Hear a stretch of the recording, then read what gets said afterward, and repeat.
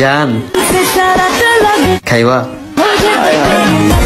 আসসালামু আলাইকুম, সবাই কেমন আছেন? আমি ভালো নেই, তারপর ভালো আছি বলতে হয়। আলহামদুলিল্লাহ, আল্লাহ যেমন রেখেছে তেমনই ভালো আছি। তো মুখে রুচি নাই, কি খাবো ভাবতেছি। এখন রাত্রে 10টা বাজে, চলে আসি এখানে। তো প্রথমে আমরা চটপটি নিয়েছি। তো চটপটিটা খুবই মজা ছিল, ভাবতেছি যদি ভালো লাগে তাহলে আবার খাবো। এরই মধ্যে আবার ফ্রেঞ্চ ফ্রাই অর্ডার করে নিলাম।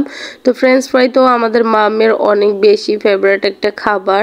তো এটাও আমরা খাচ্ছি খুবই মজা করে। আর আমার ঠান্ডা নাক দিয়ে পানি পড়ে, এখানে একটু জাল জাল খাবারটা ভালোই লাগে।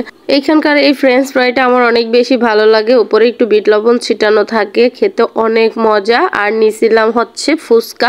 ফুচকা তো আমার অনেক বেশি প্রিয়, দেখতে মনে হচ্ছে নর্মাল একটা ফুচকা, আসলে না, এটা খুবই মজাদার একটা ফুচকা, বোম্বাই মরিচ দিয়ে বানাইছে। তো আমার অনেক বেশি ভালো লাগতেছিল, ঠান্ডা জ্বরের মুখে খুবই টেস্টি, মানে আমার কাছে অনেক ভালো লাগছে। তো আমার হাজবেন্ডও আমার এখান থেকে 2 পিস খাইয়া তারও মজা লাগছে। তো তারপর নিয়ে আসছে বটের হালিম। তো এই বটগুলো খুব মজা করে ভাজছে মুচমুচা করে। মেয়ে আরেকটা চটপটি নিছে, কারণ ওর কাছে চটপটি অনেক বেশি ভালো লাগছে। জাল জাল খাবার খেতে সত্যি অনেক বেশি ভালো লাগে ঠান্ডা জ্বরের মুখে। এই যে বট দিয়ে হালিম তৈরি করছে ওনারা, এই হালিমটা অনেক বেশি মজা।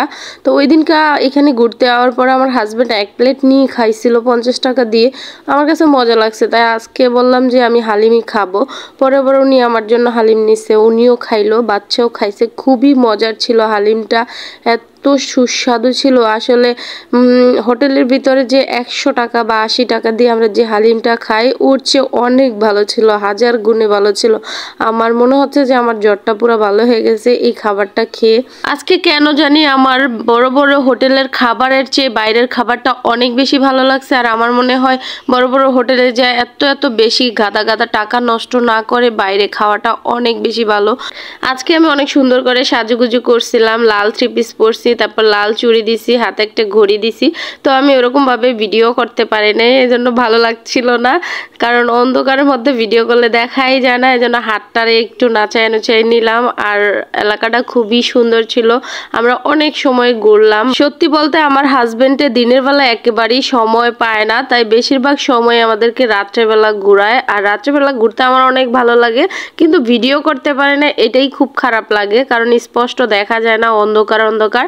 আর এই যে এলাকাতে ঘুরে যাচ্ছে, এইদিকে মেলা হচ্ছে, মেয়ে বলতেছে আব্বু বাইক থামাও, আমরা কিছু একটা কিনি, কিন্তু কিছুই কিনা হয় নাই। সবাইকে আমি রিকোয়েস্ট করব, প্লিজ আমার ভিডিওতে লাইক কমেন্ট শেয়ার করে দিবা। সবাই ভালো থাকবা, আমাদের জন্য দোয়া করবা। আল্লাহ হাফেজ, বাই বাই।